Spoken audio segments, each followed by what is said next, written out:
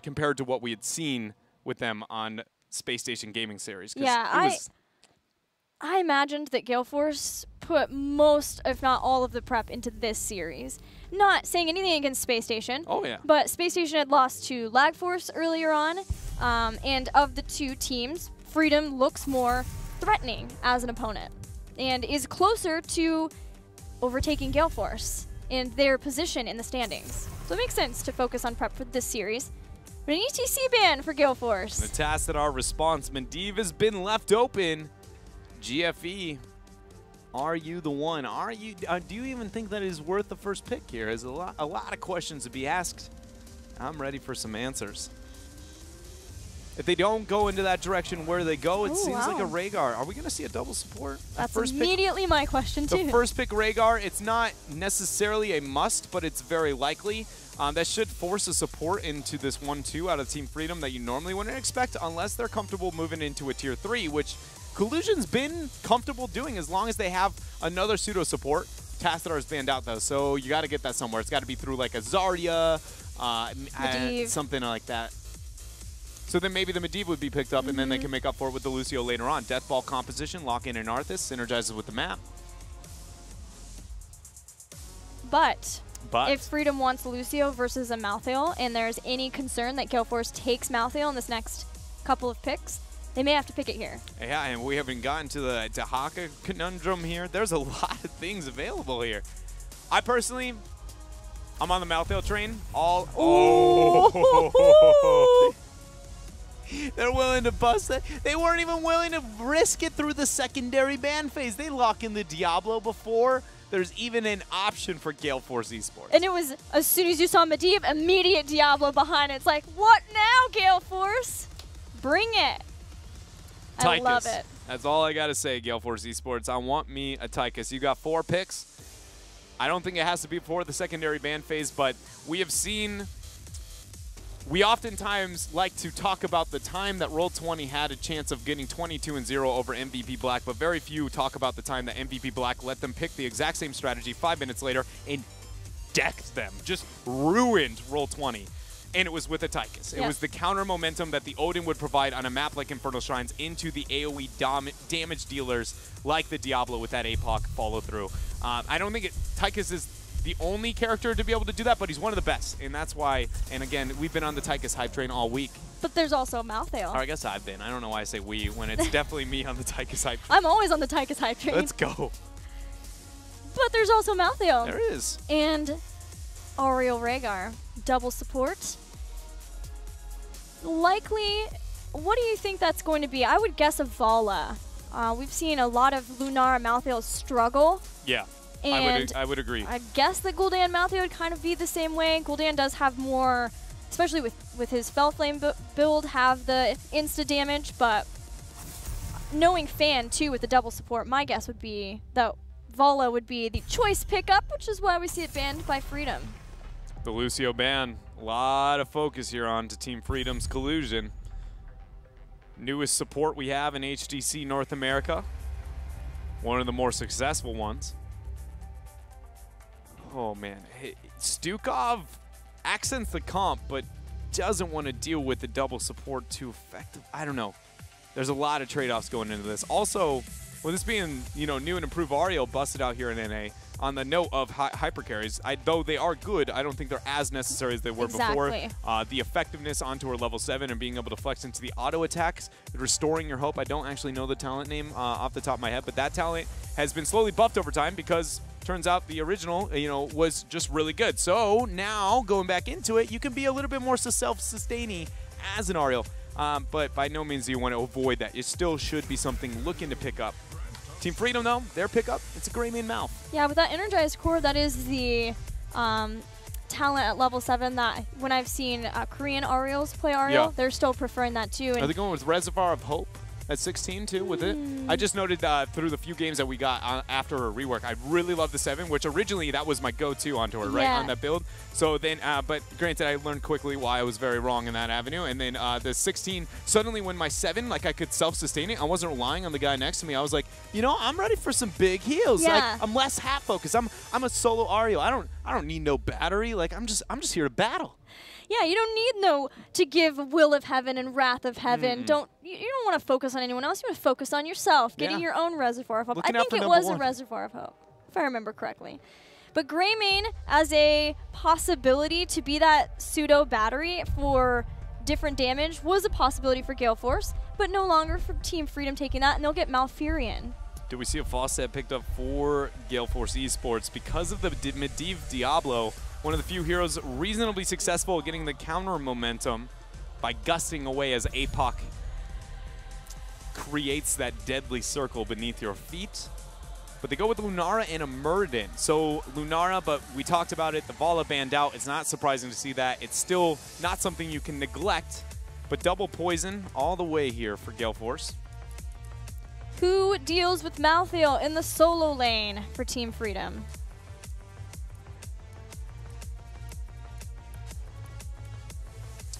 That's a good question. I hope someone's just to push the lanes. Like push the lanes hard. But it's got to be a warrior melee. I think it's going to be the Arthas, and then actually just don't lane matchup the Malthael into the Arthas. Okay, go with the D.Va. She's back. She's back. I was wondering when we would finally get a Freedom D.Va back.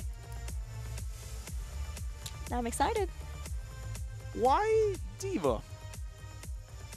Other than Team Freedom, which are the first two words that really come to mind when I think of a D.Va, the next on the list in the bullet points, so what do you got for me?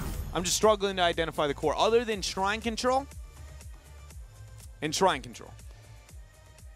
Shrine Control. Okay.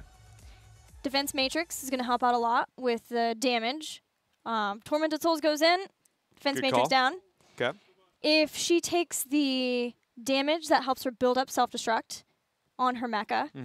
And once he's in, I would guess it's going to be Bunny Hop, and then you have Bunny Hop so that people can't get out of Apocalypse as easily. All right. So a little bit of a, well, and then you've also got Leyline Seal with that too. Yeah, and Big Shot would be a reasonable follow-up too. I can see you going either direction. The Bunny Hop, I don't mind as much, you know. Big Shot has kind of been the staple just because she's, I mean, let's be real here, kind of useless without her mech, and it's the best way to be able to restore it back. But it just felt, you know, it didn't have any of those things. It didn't have the wave clear element. It didn't have the kind of one-shot capabilities, too, as much as I was looking for. It does obviously have an amazing synergy with the APOC Leyline and things of the like, but they were already going to win fights if Leyline and APOC went off in perfect synchronization. So why make it even harder by putting a mecha explosion behind it? That's my concern here. I think it accents the map a little bit, and it's still Team Freedom. They're very good with the hero. I just feel maybe something could have been filled the role and parameters necessary a little bit better. I think it's going to be something to do with her against Malthael. We've seen a D.Va versus Malthael before when Roll20 played versus Tempo Storm. Emergency shielding might be able to help if we had a crazy last rites like that game. But let's get into the game. Let's see how that solo lane D.Va versus the Malthael truly does in Game 4. We originally, when Malthael got implemented, started talking about last rites and a couple wild situations when it came to the heroic choices.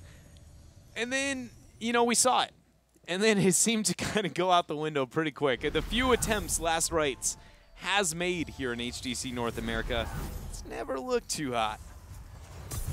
Not so much. That one game, trying to use it for a Garrosh, but it was also used on D.Va once, and emergency shielding just stopped it from breaking down the mech.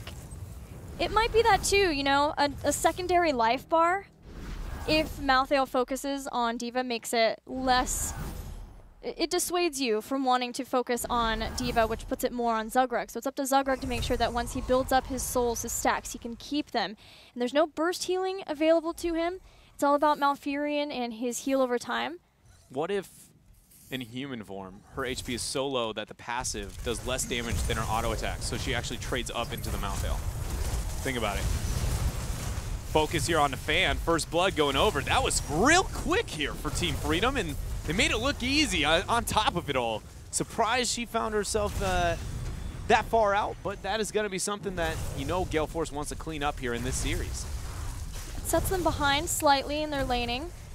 More so, it's the setting behind of not having Lunara than necessarily the experience you get out of that, just because now Team Freedom have already been able to make a rotation from mid to bot and are heading back up to that. And they have a Medivh once again to keep track of where members of Gale Force are trying to slow that down. Go through the portal there, and get a lot of that control. And then the interesting lane zone up there on top for Gale Force. This is kind of cool. Cure is not going to be able to do anything when it comes to soaking the experience. This minion, or the way that the top lane is developed is the only one that you can, not the only one of the few that you can get away with this heavy of a zone this confidently. So Team Freedom now needs to kind of accept the fact that they are, out of all the lanes of experience, only going to gain, I mean, about 80% of it, and so they need to make up for that through the bottom structures. I mean, there's just no world where this outcome changes. Yes. Cure is going to continue to keep getting bodied. And it's so scary because he has to play out of his mind to make sure that he figures out where he can soak safely and where he has to give up that soak. We've got a Shrine activating soon, so it'll change up everything when it comes to laning. Greymane's moving quickly to get onto that Shrine and get it started. Team Freedom will pull ahead initially in Skeletal Defenders. Murden is pulled away from the bottom lane. We'll see how much emphasis Gale Force Esports wants to put onto this versus soaking onto the side lanes. In a traditional double support hyper carry composition, you see front walls taken left and right, but they have not really been looking for that so far. The Medivh 4-man has been too much to handle.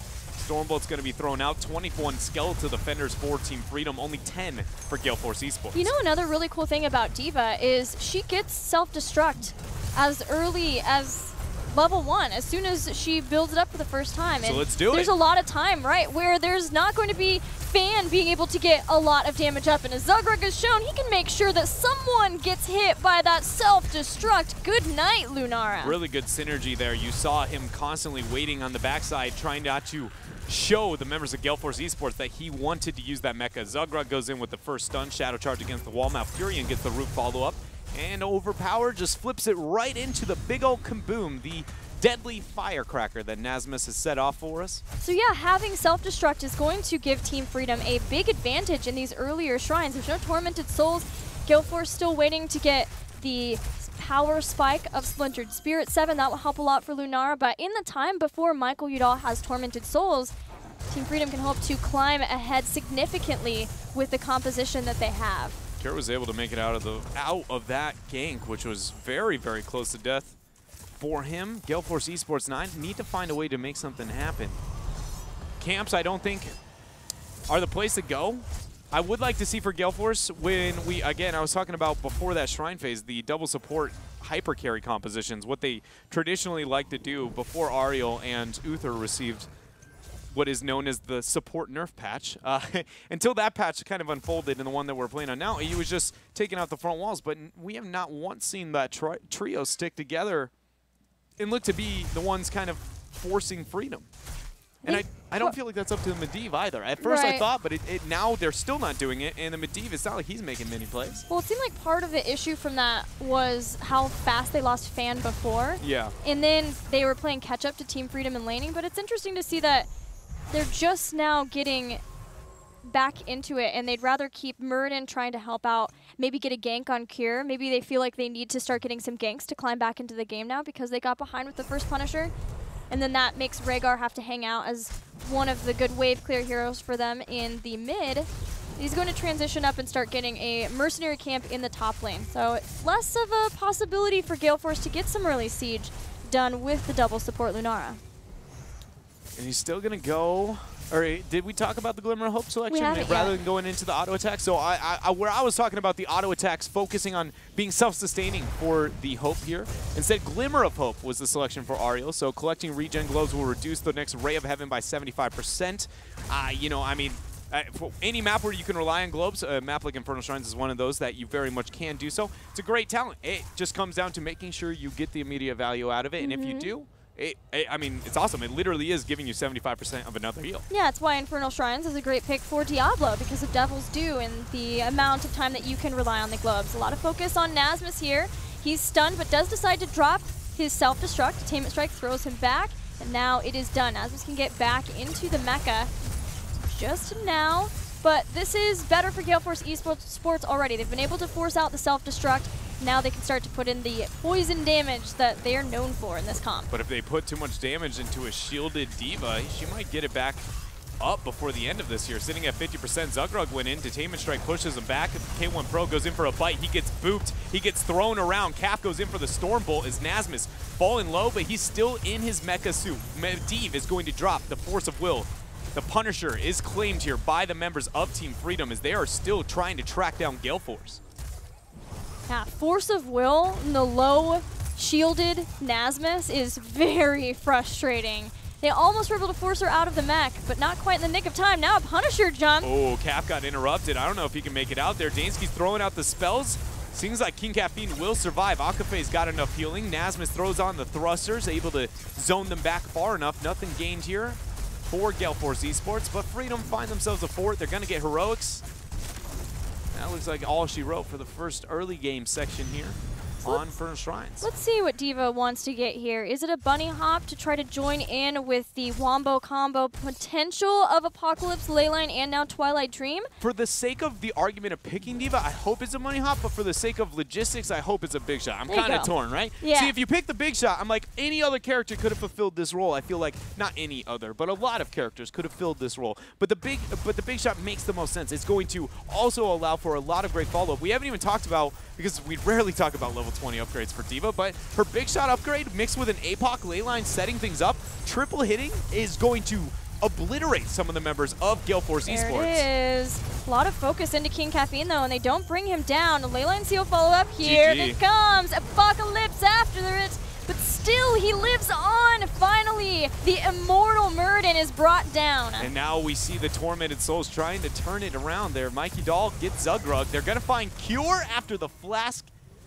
Gale Force Esports won the fight. Muradin's first to fall, but they were just had too much going on for them with the double support. They could out-sustain that of Team Freedom.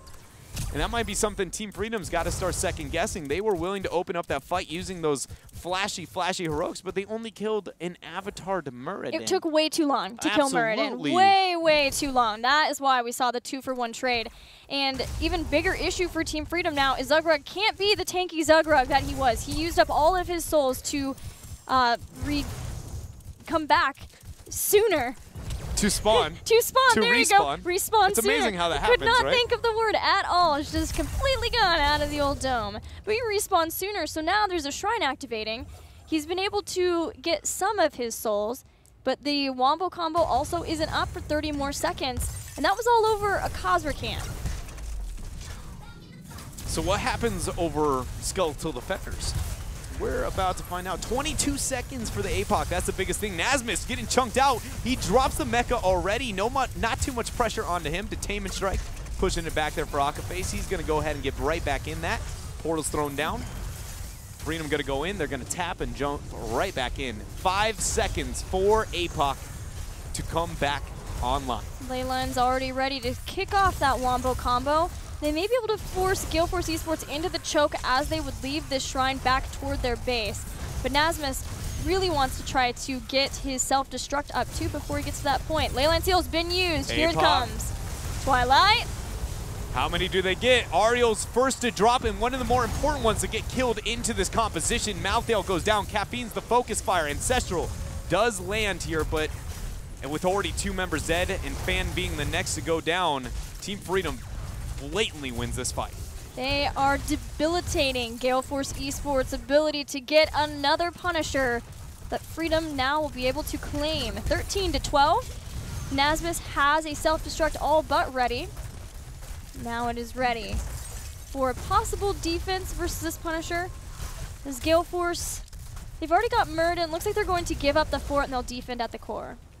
It's going to be on the shoulders of Rhaegar to save this game for Gale Force Esports if the team fights keep going as well coordinated as the last one. Granted, the last one, Dansky got a 4-man Leyline seal. That time sensitive between first Leyline and second Leyline was almost 0, which means that the APOC hit frame perfect nearly on every single target. It was about as bad as it could possibly get, but Akaface is the kill target. So it's on to K1 Pro on that pseudo support to be able to get the cleanse, stay far enough back, get an Ancestral, and keep him alive because he's the only one who's going to have any chance of trying to separate away from her and not dying. I said the core, but I meant the keep, which is what Gale Force are hoping that they can keep from dying, but it won't be done.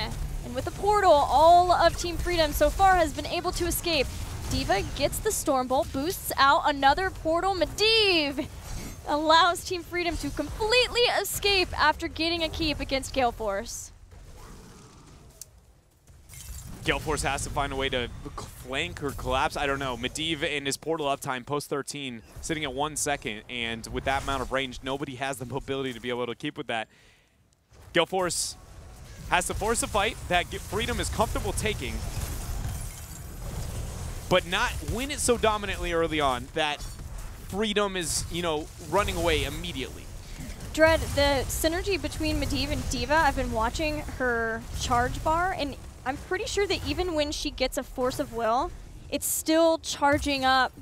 So even though the damage is negated because she's protected, it's still charging up self-destruct, which is what it did anyway. Like, if you use Defense Matrix, even though it reduces damage, it still gives you the full charge bar, but I never thought about that synergy of Force of Will. I thought about the synergy of it, but I just didn't actually think that was how it functioned. I'm pretty sure that's what I saw. Originally with Medivh and other auto attack damage sources, or not auto attack damage, but damage taken mixed with the Force of Will, I originally tested an iteration, but I don't remember what it was, and it didn't work, so I auto-assumed that with D.Va, but you know, now that you bring it up, I wouldn't be surprised if that is, in fact, the way that these two interact with one another, and part of the reason we see that synergy here. Yeah. I still, even with the synergy, even with the Shrine control, still question whether or not it filled all the roles necessary as well. But Freedom's making it look good here with that 2-level lead, getting that pressure up onto the keep wall.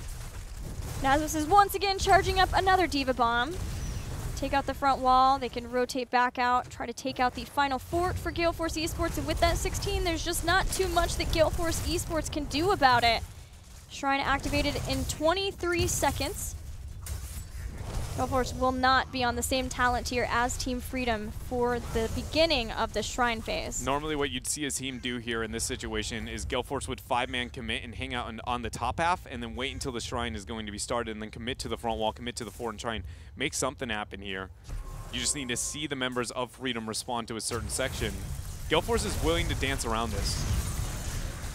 I'm going to be honest, I have no idea why, but they're displaying a level of confidence that I would not if I was down to 16 talent here into Team Freedom, but they're going to move up. They're going to get a detainment strike onto 2. Portals used. Freedom moves out. Freedom's going to come back. What does Gale Force know that I don't? Maybe they feel like they're out of options. They're staying safe. They're keeping up. Self-destruct used. That zone's away. Lots of skeletal defenders spiked for Team Freedom, 26-17. They go in. Mike Udall is going to be the first to start. Leyline seals use only lands on 1. APOC pins against to the Ariel. He keeps himself alive. Twilight Dream drops. Collusion uses the ice block. He has kept himself alive. Gale Force has a chance. They do. This is sort of disaster mode for Team Freedom, as it's not going to plan at all. 33. All 5 extremely low, 35. but they still have 36. They're hoping to get this Punisher, but they'll lose their Diablo. Self-destruct will get it. They get it even before the self-destruct. And he's going to be able to go back into his mecha suit. There you see Nazmus, Kaplan with that Stormbolt. We have Dansky flying up above. See if he drops down. He will. He's got a portal. K1 Pro is going to say what's up. Master's Touch getting a couple of stacks there. Good detainment strike. No Stormbolt. Go back through the portal here. No! Freedom just doesn't know when to stop. Diablo's on his way back in, and Team Freedom have kept Gale Force Esports off of just defending this Punisher, even without their Diablo from that. All from the aggression of Nazmus. Punch coming out from the Punisher there. 15 more seconds before he's going to be looking to leap back in. What can we see Freedom pick up? Mid-keep is the only one to stand after this bottom one goes down. They go through the portal. Detainment strike again from Akaface. Mecha explosion. Punisher gets the leap. And we are just going to see one keep down. Wow, Cure went in on to Mike Udall, but Mike Udall kept himself alive. They might be able to reinitiate. He has so many Reaper's marks on a lot of the members of Team Freedom. This portal is still up. Cure falling low with Michael Udall's damage to him, and Fan ensures that Greymane goes down. He ensures it, and that Stormbolt may ensure that Diablo is going to be falling. The core is trickling away. 30, 20, 25, and that Punisher pulling away is going to be it. Team Freedom is going to take this game, and they're going to take the series 3-1 over Gale Force Esports. Turns out when you ignore a top keep for 5 minutes, the Catapults, they don't care about what you like to do. They don't care about where your power spikes are. They care about what is the closest thing in front of me, and is it dead? Because if not, we're launching the old rock. What an anticlimactic ending to an awesome series. I'm angry. Yeah. What do you mean? It died to a Punisher just punching it and putting lasers on it. But you got to give credit to Freedom for I understanding. Okay, first of all, why? I do. Because, like, you are right. I feel the same way, right? Like, I feel like everybody's like, oh, the Punisher, the catapults. Is like, is that really how you want to see that end? But then if you take a minute and just rewind 45 seconds, okay? Let me just paint a picture for you. I understand your frustration, but there was a moment where the members of Team Freedom were down a Diablo who is dead, spawning back 15 seconds. They secure a Punisher after losing a fight terribly into a Gale Force who was willing to take a fight. A Talontier down, got all the check marks they need to not lose the fight immediately and almost hold their own. And somehow out of all that, when the Diablo spawns, 2 members, a D.Va and a Dansky on the Medivh, zoned all of Gale Force off, a Punisher, enough to let it go to that keep full HP. All of this is cool. I'm on board. All of this is awesome. It's just that the final core died to a Punisher and some laser beams. I mean, how is that any different than a wolf that can throw out ancestral healing and what else do we have? You know, you get some dancing, some happy dancing. You are I mean, there's probably happy dancing once we get our winner's interview with Zugrug. I'm going to make him give us a happy dance. Okay. Somehow I don't see him doing that. We've got Zugrug here now. Zugrug, we didn't get to see any characters dance at the core because if it's a Punisher, the Punisher wouldn't. Would you give us a little happy dance? Happy dance? Yeah. We're number 1. Woo! Okay, thank you. Congratulations on your victory over Gale Force. Were you guys expecting a 3-1 here? What was going through your minds on that Cursed Hollow game when you came back? I just want to know how the mindset for the team has been throughout the series. Going into the series, we were like pretty confident we were going to win, but all of the games ended up being like pretty close, it felt like. Yeah. So a 3-1 was nice. It was a great series. What about that Cursed Hollow game? The defense at the core. What were the comms like? Everyone was just yelling who they're killing, like kill this guy, then next guy, like who we're killing in the order we're gonna kill them, so we'd all be on the same target. That calm under pressure is why you guys held that. Absolutely, it was incredible that you guys had that save. Dread? I don't really have much to say other than a huge congratulations. We're going to go ahead, set the scope up towards next week. How are you feeling about Even in Death, your next opponent? I mean, they look pretty good with their role swap, but I'm pretty confident we'll win that series. You know, after today's performance, I'm pretty confident you'll win it too. Congratulations once again. Zugrug, where do you feel like you guys' goal now is? Since you've been able to defeat Gale Force, what is the goal for you guys by the end of Part 2? Is it to just make sure you're in 3rd place for playoffs? Do you want one of the top 2 spots? Where are you setting your goal at? We want one of the top 2 spots so we don't have to play in the playoffs. Okay. All right, well, good luck to you for that. Good luck next week with your 2 series, and the floor is yours for shout-outs. All right, thanks. Shout out to our sponsor, Team Freedom, our coach Aether, my teammates for playing amazing today, and just all of our fans. Awesome. Thank you. Shout-outs to you, Zugrug. Thank you. Well, it may have been anticlimactic to me, but the fighting was pretty impeccable, pretty stellar for both of these teams in that final game. It was a great series. It was a great series. I'm just laughing at how much you sound like me right now. You know, the constant dissatisfaction with everything that existing before you were given the series of a lifetime. Some of the best teams in the world, some of the best of North America, and you walk away with the series just going, you know, could have left something a little bit. I'm not saying you're wrong. I'm just saying it's kind of a little funny. Just like this much. Maybe you're rubbing off me a little bit. I don't know. But it was an amazing series. I guess I just realized how important a victory dance is to me at the end of the day. But Zugrug helped me out now, so I'm all good.